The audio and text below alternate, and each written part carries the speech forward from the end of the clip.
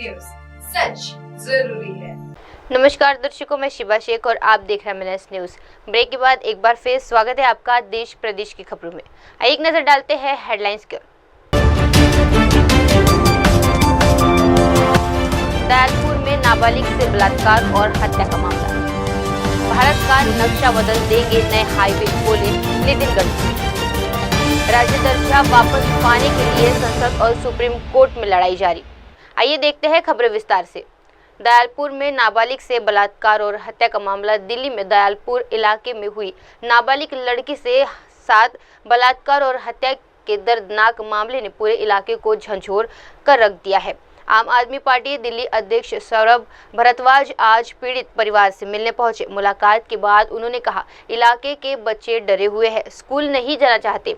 आरोपी अब तक गिरफ्तार नहीं हुआ है। उन्होंने इस पर दिल्ली की मुख्यमंत्री रेखा गुप्ता से सीधा सवाल किया और कहा कि उन्हें यहां आकर पीड़ित परिवार से मुलाकात करनी चाहिए। सौरभ भारद्वाज ने मामले में दिल्ली पुलिस की निष्क्रियता पर सवाल उठाए और कहा कि जब तक मुख्य आरोपी पकड़े नहीं जाते, पीड़ित परिवार को न्याय नहीं मिल सकता। इस घटना को लेकर स्थानीय लोगों में आक्रोश है और राजनीतिक बदलाव के बीच पुलिस पर भी कड़ी कार्रवाई का दबाव बढ़ रहा है। अब सबकी निगाहें इस पर है कि मुख्यमंत्री रेखा गुप्ता कब और कैसे प्रतिक्रिया देती है। नाबालिग लड़की से साथ बलात्कार और हत्या के दर्दनाक मामले ने पूरे इलाके को झंझोर कर रख दिया है। आम आदमी पार्टी दिल्ली अध्यक्ष सौरभ भारद्वाज आज पीड़ित परिवार से मिलने पहुंचे। मुलाकात के बाद उन्होंने कहा, इलाके के बच्चे डरे हुए हैं, स्कूल नहीं जाना चाहते। आरोपी अब तक गिरफ्तार नहीं हुआ है। उन्होंने इस पर दिल्ली की मुख्यमंत्री रेखा गुप्ता से सीधा सवाल किया और कहा कि उन्हें यहां आकर पीड़ित परिवार से मुलाकात करनी चाहिए। सौरभ भारद्वाज ने मामले में दिल्ली पुलिस की निष्क्रियता पर सवाल उठाए और कहा कि जब तक मुख्य आरोपी पकड़े नहीं जाते, पीड़ित परिवार को न्याय नहीं मिल सकता। इस घटना को लेकर स्थानीय लोगों में आक्रोश है और राजनीतिक बदलाव के बीच पुलिस पर भी कड़ी कार्रवाई का दबाव बढ़ रहा है। अब सबकी निगाहें इस पर है कि मुख्यमंत्री रेखा गुप्ता कब और कैसे प्रतिक्रिया देती है। देखिए, पूरे इलाके में छोटे छोटे बच्चों में दहशत है। बच्चियां स्कूल जाने के लिए तैयार नहीं है, क्योंकि आप सोचिए कि पड़ोस में एक लड़के ने 9 साल की बच्ची को बुला के बलात्कार तो किया, उसके बाद उसकी बहुत ज़्यादा तड़पा के उसको सूटकेस में बंद कर दिया और उसके अंदर दम घुटने से उसकी मौत हो गई। तो इससे पूरे इलाके में दहशत है और अब तक आरोपी पकड़े नहीं गए हैं। तो पुलिस को इसके ऊपर सख्ती करनी चाहिए और दिल्ली की मुख्यमंत्री रेखा गुप्ता जी को यहाँ पे मिलने आना चाहिए।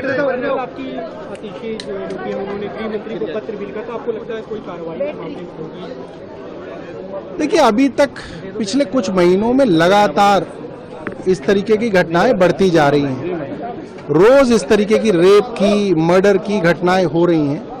मगर जब तक आप पुलिस के अंदर भर्तियां नहीं करेंगे, तब तक आप इसको नहीं कर सकते, क्योंकि दिल्ली पुलिस के पास जो है काम ज्यादा है और लोग कम है, और जितने लोग हैं वो भी अलग अलग सिक्योरिटी के अंदर व्यस्त हैं। तो अगर केंद्र सरकार सीरियस है तो पहले तो पुलिस की भर्ती जो है कम से कम दिल्ली में बढ़ानी पड़ेगी। आइए बढ़ते हैं अगली खबर की ओर।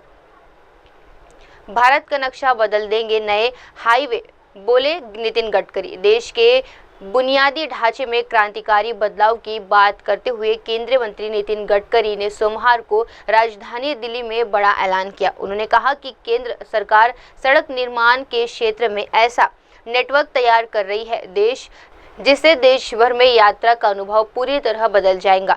गडकरी ने कहा, दिल्ली से देहरादून 2 घंटे, अमृतसर 4 घंटे, कटरा 6 घंटे, श्रीनगर 8 घंटे और जयपुर 2 घंटे में पहुंच सकेंगे। उन्होंने बताया कि दिल्ली से मेरठ की दूरी महज 50 मीटर में, चेन्नई से बेंगलुरु 2 घंटे में और बेंगलुरु से मैसूर 1 घंटे में तय की जा सकेगी।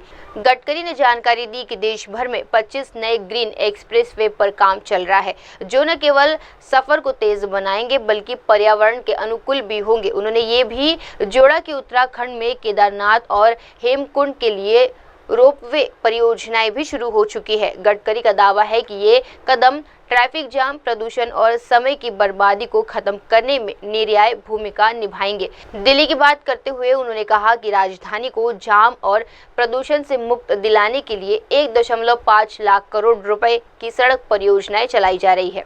बोले नितिन गडकरी। देश के बुनियादी ढांचे में क्रांतिकारी बदलाव की बात करते हुए केंद्रीय मंत्री नितिन गडकरी ने सोमवार को राजधानी दिल्ली में बड़ा ऐलान किया। उन्होंने कहा कि केंद्र सरकार सड़क निर्माण के क्षेत्र में ऐसा नेटवर्क तैयार कर रही है जिससे देश भर में यात्रा का अनुभव पूरी तरह बदल जाएगा। गडकरी ने कहा, दिल्ली से देहरादून 2 घंटे, अमृतसर 4 घंटे, कटरा 6 घंटे, श्रीनगर 8 घंटे और जयपुर 2 घंटे में पहुंच सकेंगे। उन्होंने बताया कि दिल्ली से मेरठ की दूरी महज 50 मीटर में, चेन्नई से बेंगलुरु 2 घंटे में और बेंगलुरु से मैसूर 1 घंटे में तय की जा सकेगी। गडकरी ने जानकारी दी कि देश भर में 25 नए ग्रीन एक्सप्रेसवे पर काम चल रहा है, जो न केवल सफर को तेज बनाएंगे बल्कि पर्यावरण के अनुकूल भी होंगे। उन्होंने ये भी जोड़ा कि उत्तराखंड में केदारनाथ और हेमकुंड के लिए रोपवे परियोजनाएं भी शुरू हो चुकी है। गडकरी का दावा है कि ये कदम ट्रैफिक जाम, प्रदूषण और समय की बर्बादी को खत्म करने में निर्णायक भूमिका निभाएंगे। दिल्ली की बात करते हुए उन्होंने कहा कि राजधानी को जाम और प्रदूषण से मुक्त दिलाने के लिए 1.5 लाख करोड़ रुपए की सड़क परियोजनाएं चलाई जा रही है। सर, आपने कई हाईवेज छोटे और स्ट्रेचेस डेवलप कर रहे हैं। आपने बोला था कि हम 3 घंटे में 2 घंटे में देहरादून पहुंच सकते हैं। ऐसे कोई नए इन दी ऑफरिंग है जो आप नए डेवलपमेंट्स कर रहे हैं जो देश को आप बताना चाहते हैं कि हाँ, ये चीजें होने वाली हैं अभी आने वाले दिनों में? देखो, विशेष रूप से हम 25 ग्रीनफील्ड एक्सप्रेस हाईवे बना रहे हैं और करीब 3000 किलोमीटर पोर्ट कनेक्टिविटी के हाईवे बना रहे हैं और धार्मिक पर्यटन के लिए हमने 1 लाख करोड़ से हाईवे तो बन गए और 1 लाख करोड़ के बना रहे हैं। आपको लगा बुद्ध सर्किट, ये हमने 22,000 करोड़ का पूरा किया। ये south east Asia, Indonesia, Malaysia, China, Singapore, Hong Kong, Japan, ये सब बौद्ध धर्मीय लोग जब आते हैं तो ये भगवान गौतम बुद्ध के जन्म स्थान था, जहां उनको ज्ञान प्राप्त हुआ। सब जगह जाते हैं, अब सब जगह अच्छे रोड बनने से फॉरेन टूरिस्ट भी बढ़ गया है। दूसरा, 4 धाम, बद्रीनाथ, केदारनाथ, गंगोत्री, यमुनोत्री, इसका ट्रैफिक 3 गुना बढ़ गया। अब लोग स्टेट गवर्नमेंट को रोकना पड़ा क्योंकि रोड अच्छा बना। अभी हम केदारनाथ के रोपवे बना रहे हैं, तो एक प्रकार से वो भी 12,000 करोड़ का प्रोजेक्ट है। राम वन गमन मार्ग, राम जहां से वनवास के लिए गए थे वो हाईवे बना रहे। 84 कोसी परिक्रमा है वो बना रहे हैं। कैलाश मानस सरोवर को पिथौरागढ़ से, उत्तराखंड से जा सकेंगे, वो रोड 85 to 90% पूरा हुआ है, वो हम बना रहे हैं। महाराष्ट्र में हमने पंढरपुर देव आळंदी को जोड़ने वाला 12,000 करोड़ का पालखी मार्ग बनाया, बेट द्वारका का बनाया। पंढरपुर, गाणगापुर, अक्कलकोट, हर जगह पर जितने धार्मिक पर्यटन के स्थल है जहां लोग जाते हैं, हमने वहां अच्छे रोड बनाए और मुझे करीब 2 लाख करोड़ की ये परियोजना हम पूरी कर रहे हैं। विशेष रूप से 25 ग्रीनफील्ड हाईवे बना रहे हैं, वो भी बहुत इम्पोर्टेंट है। और उसमें से आपको एक छोटा सा उदाहरण बता दूं कि मनाली से आप निकलेंगे तो रोहतांग पास जाने के लिए 3.5 घंटा लगता था, 8 मिनट में आते अटल टनल में। अटल टनल से बाहर आएंगे तो आप डायरेक्ट लद्दाख लेह तक हम 8 टनल बना रहे, रोड बना रहे। लद्दाख लेह से आएंगे तो कारगिल के नीचे छोजिला टनल, आशिया की सबसे बड़ी 12 किलोमीटर की टनल बना रहे, तो 75-80% काम पूरा हो गया। बाद में जेडबोर्ड टनल प्रधानमंत्री ने उद्घाटन किया, वो भी पूरी हुई। वहां से श्रीनगर आएंगे और श्रीनगर और जम्मू के बीच में हम 36 टनल बना रहे हैं, उसमें से 23 टनल पूरी हुई है, 4-5 टनल पर काम शुरू है। और जैसे हम जम्मू आते हैं उसके पहले ही कटरा के पास कटरा दिल्ली एक्सप्रेस हाईवे शुरू होता है। अमृतसर होकर दिल्ली आएंगे, दिल्ली से दिल्ली मुंबई हाईवे से निकलकर हम सूरत तक जाएंगे। और आप ही साउथ में जाना होगा उत्तर भारत को, तो मुंबई, पूना, कोल्हापुर, सोलापुर से आगे जाते थे, बेंगलोर, चेन्नई, कन्याकुमारी, त्रिवेंद्रम। अब वहां जाने की जरूरत नहीं। अब सूरत से नया ग्रीन हाईवे बना रहे हैं, सूरत से नासिक, नासिक से अहमदनगर, अहमदनगर से सोलापुर, सोलापुर से कर्नूल, कर्नूल से कन्याकुमारी, चेन्नई, बेंगलोर, कोचीन, त्रिवेंद्रम, हैदराबाद, सब पूरे साउथ को जाने के लिए अब मुंबई, पूना, सोलापुर, कोल्हापुर जाने की जरूरत नहीं।